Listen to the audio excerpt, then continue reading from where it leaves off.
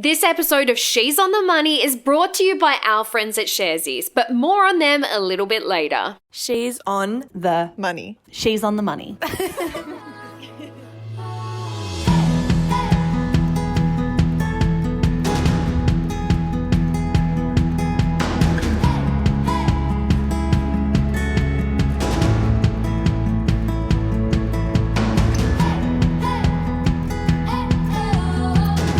Hello and welcome to She's on the Money, the podcast for millennials who want financial freedom. As we've mentioned on the podcast quite a few times before, cracking the property market in Australia is no easy feat, and it does seem especially hard at the moment as house prices climb higher and higher in certain pockets of the country. While there are, of course, plenty of benefits to buying your own home, for many young Australians, the prospect of doing so just isn't feasible. So what are the benefits to renting forever? Can we still achieve a future of financial freedom without attaining the old school Australian dream of home ownership? My name is Georgia King, and joining me to answer these questions and more is financial advisor Victoria Devine. V, hello. Hello, doll. That was a long intro, so I liked apologies. It sounded very super back. serious, and I didn't want to interrupt you, so I'm proud of you. Thanks. I love it. Thanks, doll. Can you tell us straight off the top what is happening with the Australian housing market right now? What is going on? It seems like it's exploding, and it seems does. overwhelming and hard. And to be honest, it's one of those things where we're just going through a property boom, and that's okay. It doesn't mean that property is always going to be unaffordable. But it's one of those things that I think it makes us feel a lot of pressure because you go, I'm never going to achieve this and this is really scary. And just looking at the stats, since the start of 2021 in Sydney, the average dwelling price has gone up by 17.7%. And in Melbourne, it's up 11.1%. That is a lot of money. Like, that's some pretty good investment returns if you already own an investment property, though. True. So nice for you if you're already there. We are not those people, Georgia, though. The price of property in Australia is actually rising at the fastest rate in over 17 years, which is crazy. And there are a few reasons for this. One is historically low interest rates and increased borrowing capacity. So as you know, Georgia, in our community, a lot of people are complaining about their savings accounts having less interest payable. And remember how sexy it was, like literally 12 months ago, maybe a little over 12 months ago, we were talking about how good it was that like Upbank had 2.5% interest rates. And I know that that was really sexy, but those things never last, because if bank interest rates are decreasing on how much they're willing to pay you on your savings account, it means that the same is actually going to be true for mortgages. So it's a good thing and a bad thing. I mean, our savings aren't performing as well as they could, but our property is more accessible. In saying that, given property prices are growing at the fastest rate that they have in the last 17 years, I would argue that they're maybe not as accessible as they used to be. On top of that, government incentives like the first home buyer deals that are around and negative gearing, those are all things that we are really seeing impact the really strong surges in property price. I think added to that, we've got all of the lockdowns we've been going through, people wanting to upgrade their homes to make them more comfortable because of the uncertainty that exists around, you know, how long am I going to be stuck in a home? Okay, now I can work remotely. Maybe we should actually buy a house, but we can afford to buy something a little bit further out because we're no longer traveling to work every day because we get to work from home. I think there are a lot of reasons playing into it, as well as, and this is just my opinion, FOMO. So people knowing that during lockdowns we can't purchase, so there seems to be a strong surge straight after lockdowns of property being sold, which I think is really interesting. But I think the most important thing to remember here is it's completely unsustainable. Which means it won't last forever? No, it won't last forever because it can't. Okay. It can't. Yep. Like, Georgia, at the moment, it's obviously unobtainable for so many of us, and we are now being asked to save ridiculous amounts for home deposits. And I think if we look at historically what homes used to cost, and you know, you can argue with me about inflation and, you know, the rising costs of wages, But to put this in perspective, historically, a property might have cost you like 2 times your annual salary, and now properties are costing between 10 and 15 times our annual salary, which obviously makes it harder to obtain, but also harder to pay off, harder to create wealth with, and harder to access. So it's not as though these things are comparable. And I know so many people will go, oh yeah, but they used to have lower wages. Yes, they also had increased interest rates. Like interest rates on property when my parents first bought were up in the 20s, and we are now at a point where it's 2%.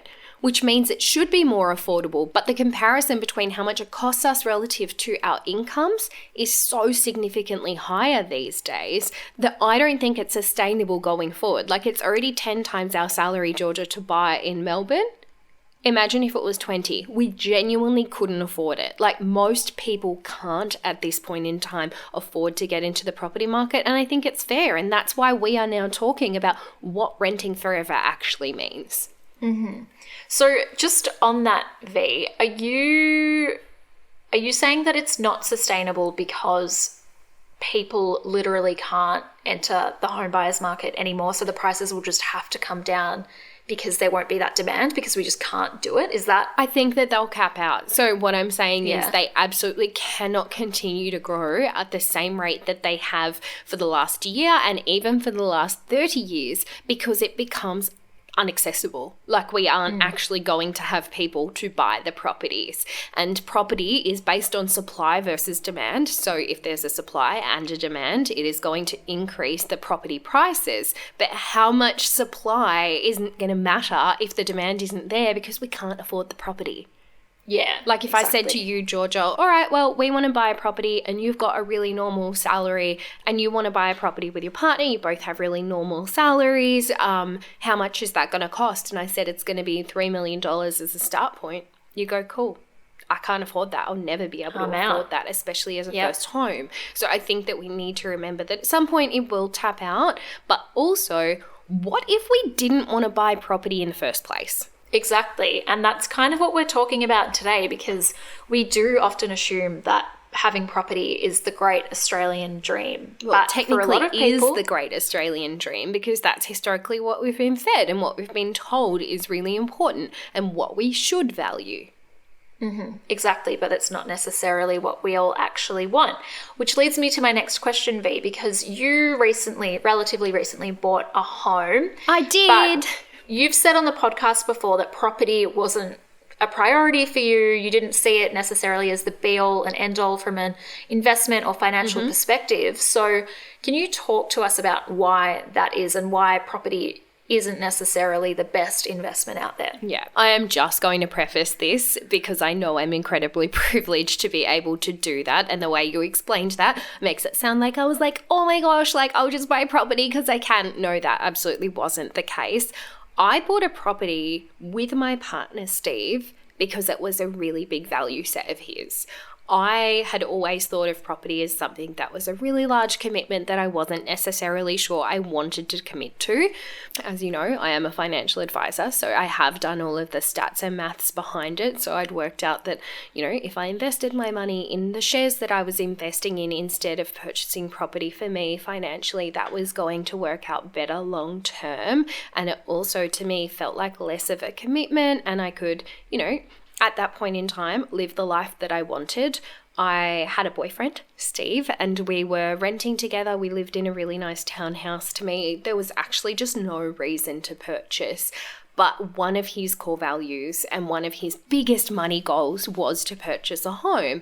And when you get into a relationship, you need to make sure that you're on the same page and share your money goals and share your aspirations. And because I knew that it was such a big factor for him, I also took on that and was like, yep, okay, no problems. Like, let's make that a money goal, because in all honesty, his happiness is also my happiness. And I know that's really sappy, but we started saving really aggressively to achieve that goal. So you're right. I sit on both sides of the fence. As a homeowner, yep, great. But did you know I also got my rates bill recently, and it's close to $3,500, and that is a lot of money to have to pay for rates. Like, I don't want to be somebody else's landlord. So to me, property wasn't the sexiest of options because I also didn't like the idea of debt. But it was his, and we've done that, and I'm really happy and I'm really grateful. And, you know, as I said before, we're both really privileged to have been able to save and actually purchase a property. I mean, it's definitely within our means. As you've seen, Georgia, we have a delightful broken red kitchen and some very unattractive bathrooms, but we'll work on that as we start saving and actually putting that into the budget. So that's not the priority for right now, but you're right. I've always said I would prefer to rent. And the reason I would prefer to rent is because I see better returns in another place for myself personally. I think that there might be a little bit of difference around this episode and what people are expecting from it, because we're talking about renting forever as a choice, not renting forever because you have to. Because I think that the important thing here is, and Georgia, I know you're going to get into the stats before, is that if you look at the research, people who own homes are financially better off. But the reason for that is because we've never historically been in a position where renting forever has been an option while also investing. We've always just seen renting forever as not being able to afford to invest or buy a home or whatever that means to you.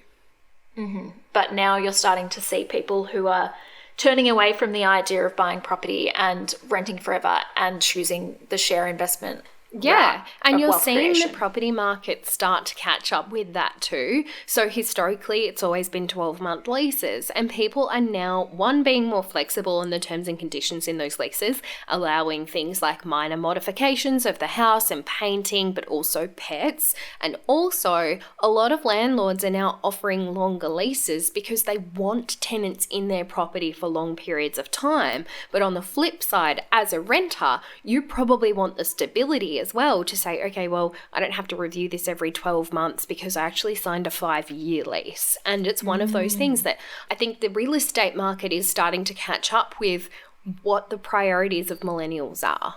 Yeah, right. That's interesting. So, V, if we are choosing this option then, is it true that someone who rents could end up as financially well off as someone who has a home at the time of retirement? Yeah, absolutely. And again, this is not comparing people who are, quote, forced to rent forever because they can't afford to invest and they can't afford to buy property. We are talking about actively choosing to just rent forever while investing in other assets to create wealth. So yes, they absolutely could. And if we look at the performance of property versus shares over the long term, and we never want to just look at what performs better because there's actually a lot that plays into it, like our actual values and making sure that we are choosing things that make sense for us. But when you look at it, shares outperform property by a very significant percentage. That is not opinion, it is just fact. If you invested in property and you invested in shares, your shares are very likely to perform higher than property. And that's not even taking into consideration the fact that you'll have rates and like maintenance on that property over the long term and the commitment to a mortgage, which, you know, I love the idea of investing in shares because I like flexibility. If I don't want to invest 1 month, I don't have to. Whereas if you have a mortgage, you have to pay that regardless. So that's not opinion, that is just fact. So yes, absolutely, someone who rents forever can actually retire with the same, if not more, than somebody who is a homeowner.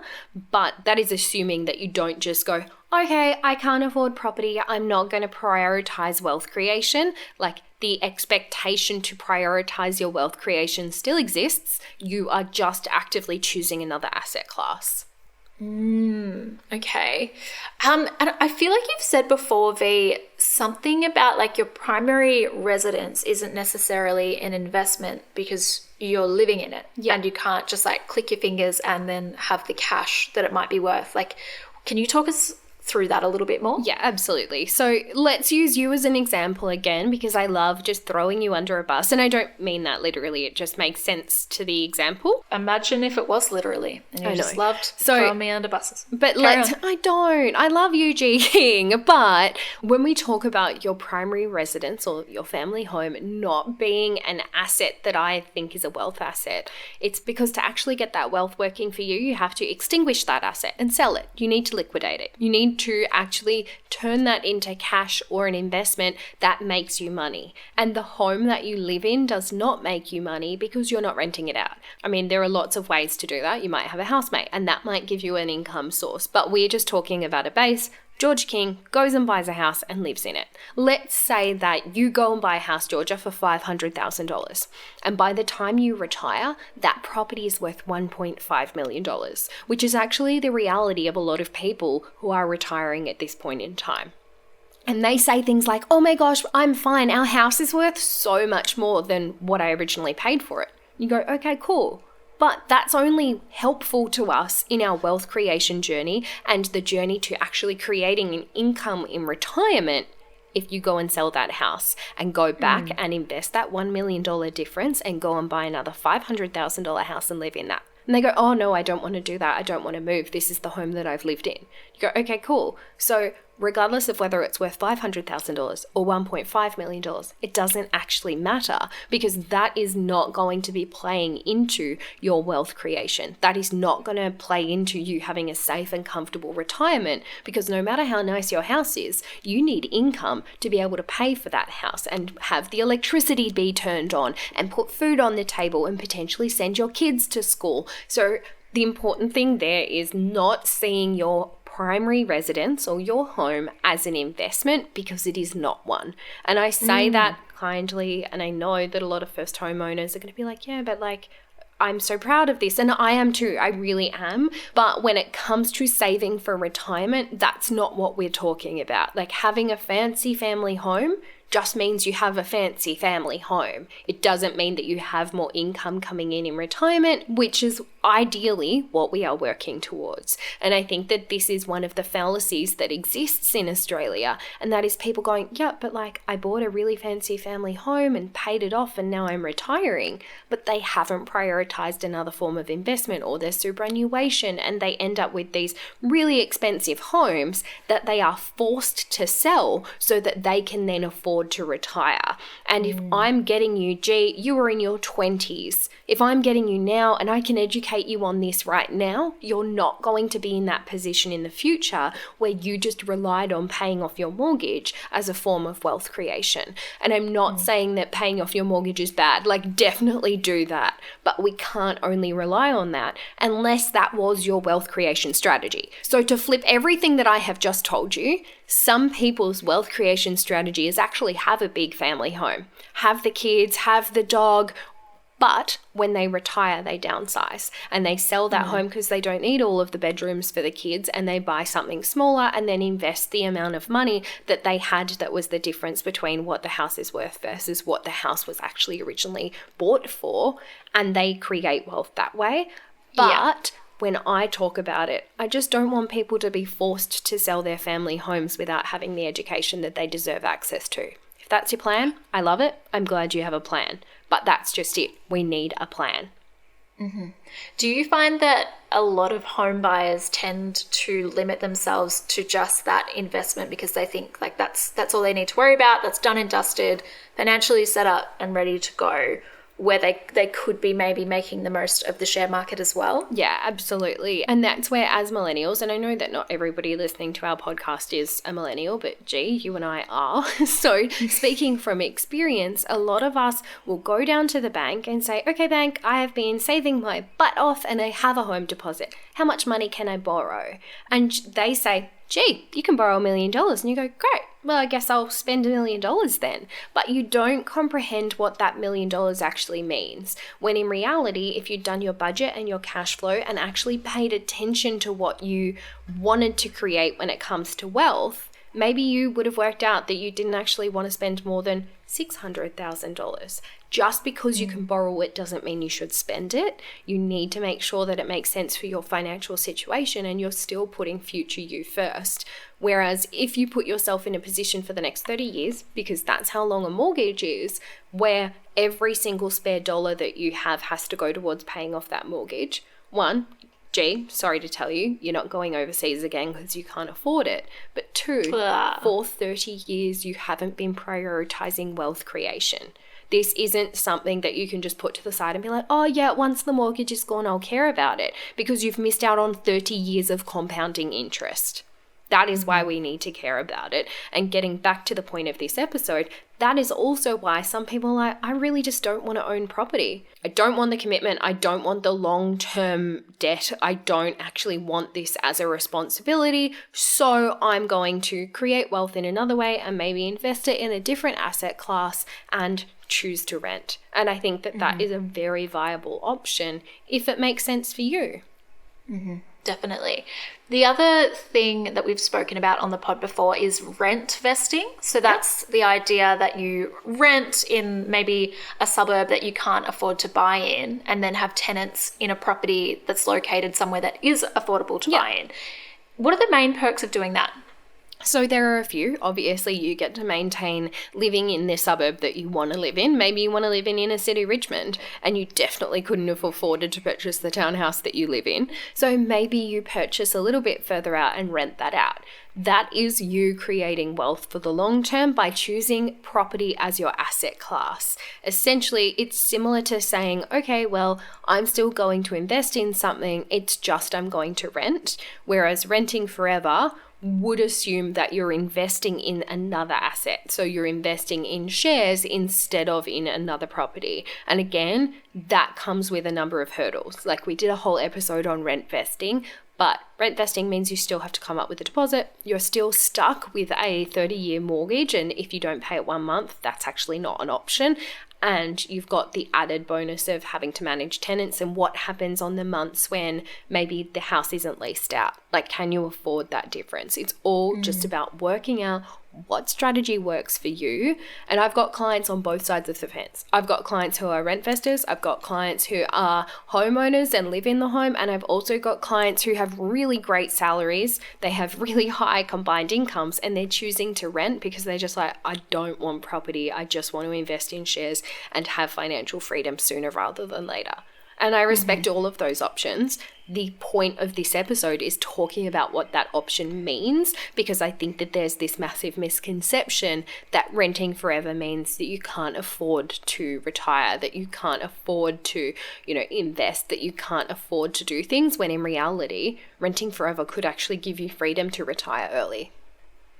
Definitely. All right, we are going to leave it here for now, but we'll be back after the break to debunk exactly why rent money is not dead money, as well as all of the perks that come with renting forever. So stick around, friends. As we're learning in today's episode, owning a home is no longer the key to wealth creation, and there are so many ways that we can work towards a financially free future that don't include big backyards and white picket fences. Incidentally, this idea is exactly the belief of our friends over at Sharesies, who preach, just as we are doing today, that you don't need a house to build a future. Instead, strategic investing can be just as valuable an option. And with the housing market being the way it is in Australia right now, we know that that is going to be music to so many of our listeners' ears. So, who are Sharesies? We rave about Sharesies on the podcast rather regularly, and arguably for very good reason. They're all about making investing accessible, and their vision is to give someone with $5 the same investment opportunities as someone with $5 million. So, through the Sharesies platform, you can invest in multiple markets with no minimum investment amount, so you can even buy portions of shares instead of the whole share, or you can invest in individual companies that you know and love. You get to invest your way, which is a key reason so many people are selecting the Sharesies platform as their investment platform of choice. There are now over 430,000 people using the Sharesies platform across Australia and New Zealand. So if you're keen to see what the fuss is about, head to sharesies.com.au to find out more, and remember to use the promo code SOTM to receive a bonus $10 when you sign up.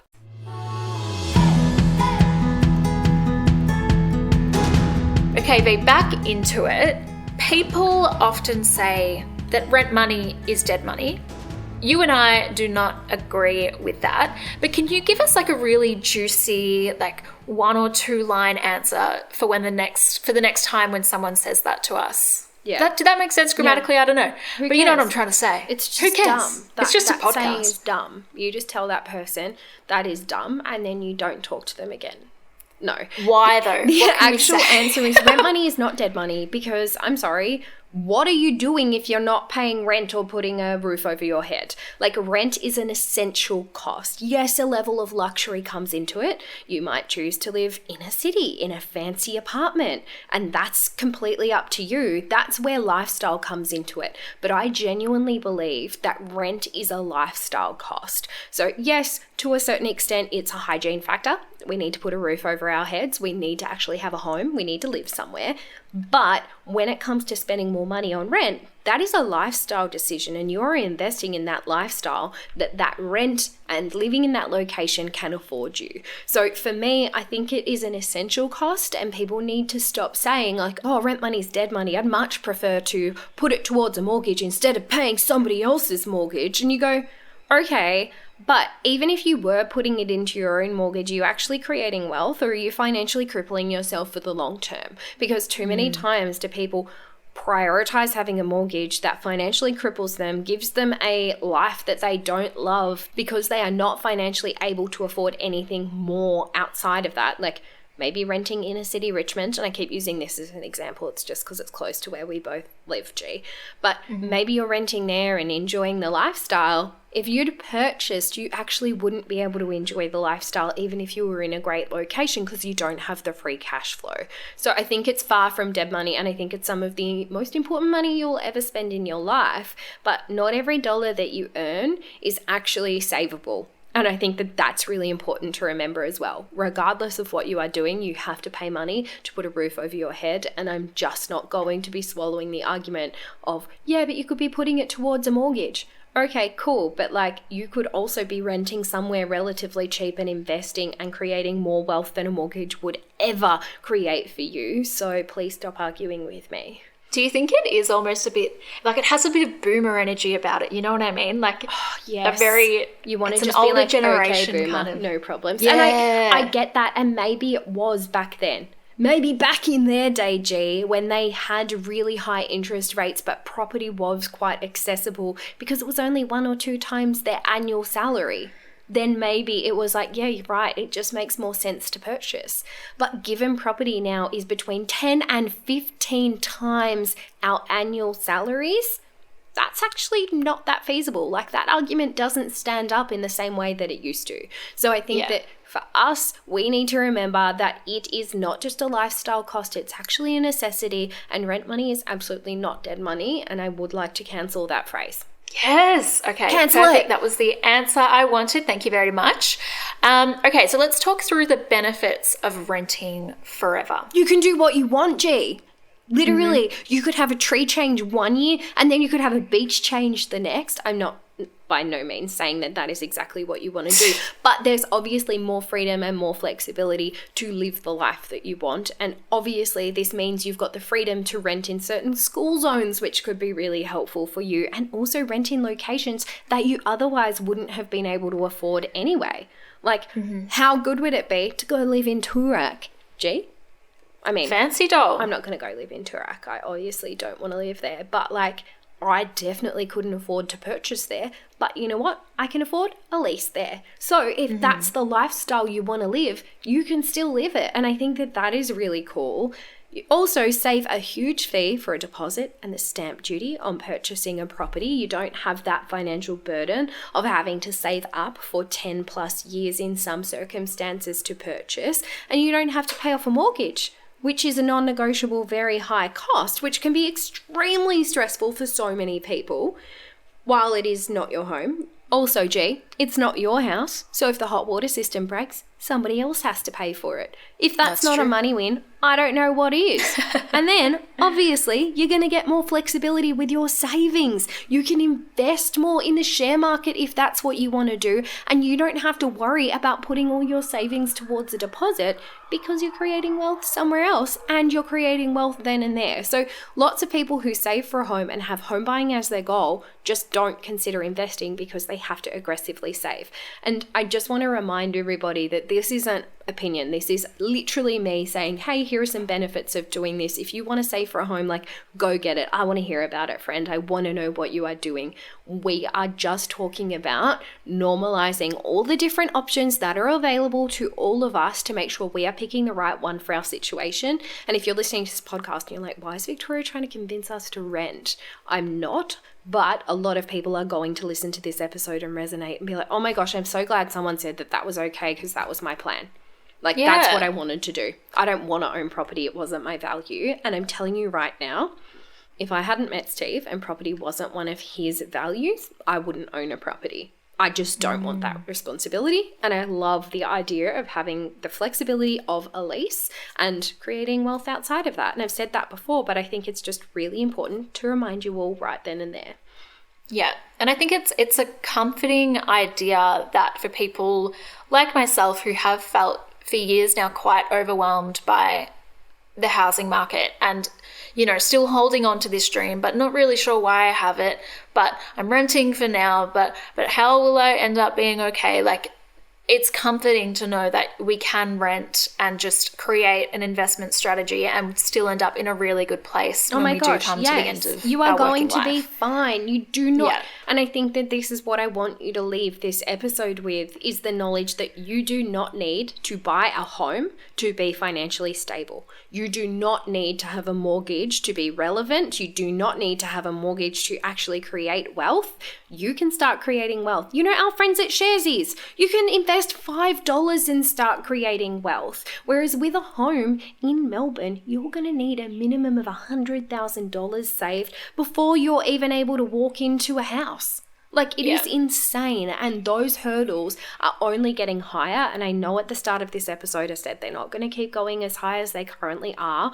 And the reality is, even if they stop growing at this point, there's still going to be hurdles that are not able to be jumped over by all of us. And they are still things that are getting in our way. And I think that explaining why renting forever is a good idea for some people actually just makes sense. And talking about the fact that I literally have so many people that I would consider wealthy as clients of mine that do not own property. And to be honest, I think there's something really sexy and really kind of like romantic about the idea that they're just financially free human beings. Like, they just don't have flexible. Yeah, they just have this level of flexibility. And once you can come to a conclusion that works for you, it just makes sense, because I know it's a massive pressure. And I know that, you know, even looking at my own friend circle, sorry, friends, love you, bye. But even looking at them, they all want that too. So it would be really hard to be surrounded by people who all own homes or have that value of owning homes. And I know, Georgia, you've got some friends that have recently purchased, and that's really exciting, but it would be silly of us to say, oh, I don't feel any pressure because they've done it. We all do. We think about it and go, wow, like, that was a pretty big financial goal they achieved. I feel not as good because they achieved that. But it's one of those things where we need to normalize that different outcomes are good for different types of people. And just because you haven't purchased a home does not make your investment strategy or your wealth creation strategy or your money journey any less valid. Brilliant. Oh, I feel empowered. I feel seen. I feel heard. Are you ready to sign a lease? No. Okay. All right. So G King, not good at commitment of any form. Absolutely not. Before we head off, V, we should probably chat about the potential cons, just to make it a more balanced episode. Let's balance it out. That sounds quite fair. I think that there are a few cons. We need to be honest about this. So in contrast, having a house and needing to meet payments for some people can actually act as forced saving plan. With renting, it can sometimes be a lot harder to save and invest because you just feel like it's free cash flow. Some people actually need the structure of a mortgage to actually be able to save. And I'm not saying that as a suggestion. I literally know that is true because I have seen it. Sometimes having that mortgage there forces people to prioritize saving when they hadn't done that prior. As previously mentioned, it can actually make things a little bit trickier in retirement, but to combat this, we can make additional contributions to superannuation, we can start to invest in the share market, and we can start when we're young, so it's not all doom and gloom. Like, it is not a bad thing. And at the end of the day, when it does come to leasing, we need to be honest about the fact that you are at the mercy of your landlord.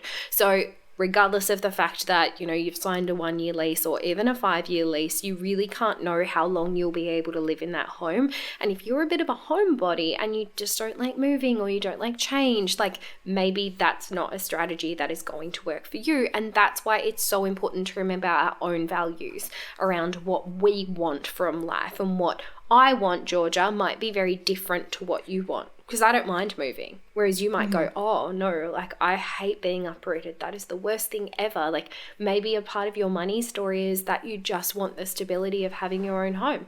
I get it. I'm not saying that this is for everybody. I talk to people all the time who value purchasing a home because that was something that they never had.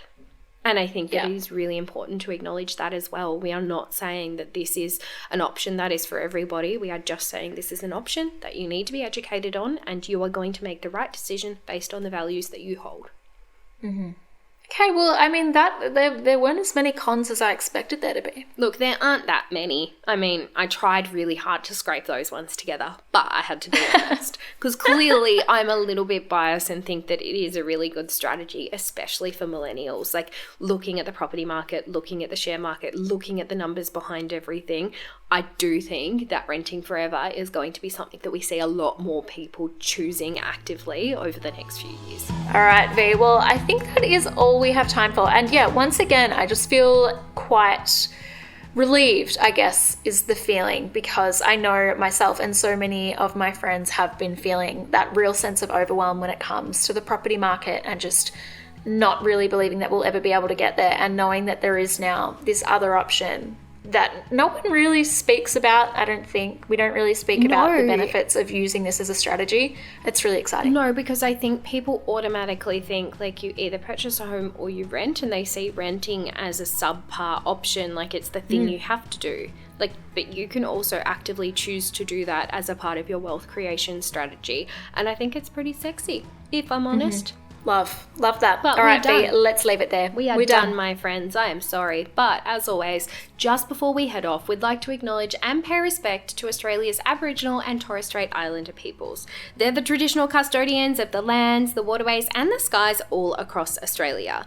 We thank you for sharing and for caring for the land on which we are able to learn. We pay our respects to elders past and present, and we share our friendship and our kindness.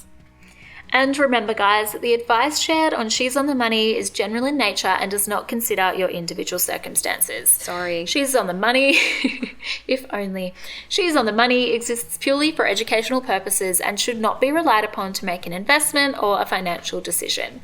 And we promise Victoria Devine is an authorised representative of Australia Pacific Funds Management, Proprietary Limited, ABN 34132463257, AFSL 339151. See you next week, Hope guys. you all well. Love you all. Until next week. Bye. Bye, guys.